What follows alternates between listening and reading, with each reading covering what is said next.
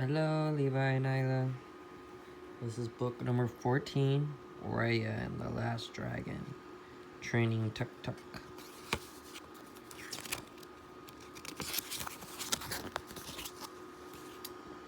Every afternoon, Raya and her father, Benja, met for tea. Lately, she had been spending most of her days training. Raya had been working for months to show she had the skills needed to protect the gem of the Last Dragon, and it was almost her chance to prove it.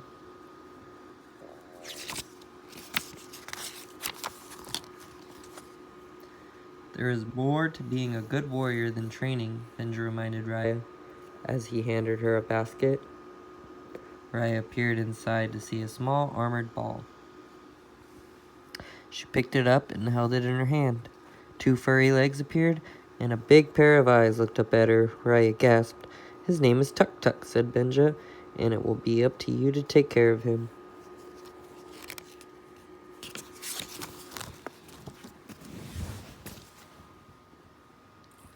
Raya set Tuk Tuk down and watched as he took a few clumsy steps. A beetle landed in his path and charged toward him. Alarmed, Tuk Tuk tried to get out of the strange creature's way. Instead, he fell back and landed on his shell, where he struggled to get up. "I got you," Raya said, turning him over. "I can tell you two will be great friends," said Benja. "Thank you," said Raya. "I love him."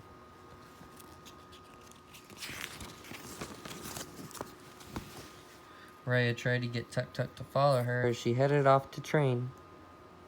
She led him to her obstacle course, one of her favorite training spots. But at the obstacle course, Tuk Tuk seemed to take interest in everything but the course. Raya spent nearly all her time taking care of him.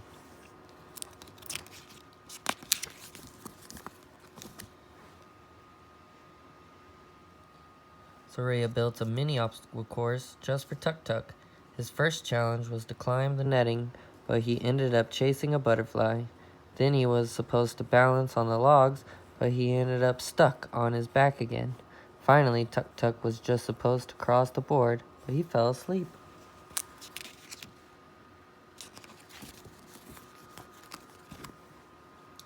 The next day, as they prepared to have tea, Raya told her father about what had happened at the mini obstacle course. "I don't know what to do, father," she said with a sigh. "Be patient," said Benja. "You are still getting to know each other. Everyone is good at something. Once you figure out what Tuk Tuk is good at, you'll know what to do."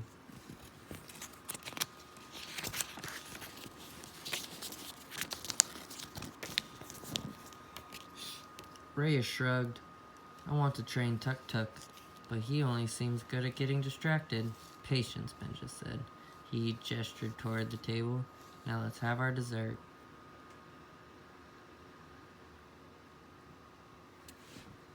But their bowls were empty.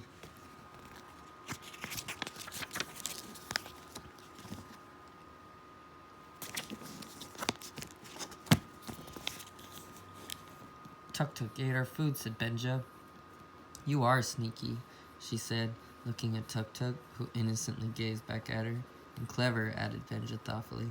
Raya had an idea. "I need more food." She raced into the kitchen.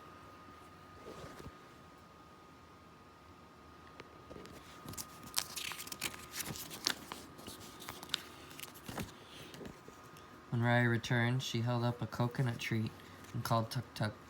In a flash, he rolled off the ledge and landed at Raya's feet. She broke off a piece of the treat and gave it to him, but then she told him to follow her. "Bye, father," said Raya, starting off. "Let's go train, Tuk Tuk. Come on." Benja watched as Tuk Tuk raced after Raya.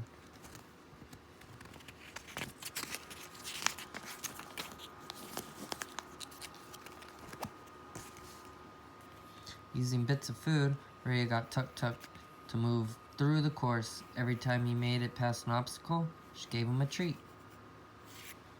As soon as he was getting through the whole thing without stopping once, he quickly became better and better. One day, after Tuk Tuk had zoomed past every obstacle, Raya said, "It's time."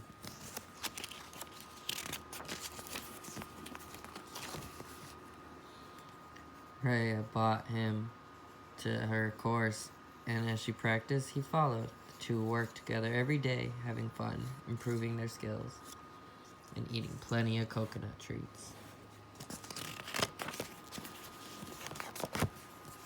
One night, Rhea looked up, Tuk Tuk, and said, "Let's do this." With her best friend by her side, she was ready to prove herself as a guardian of the Dragon Gem.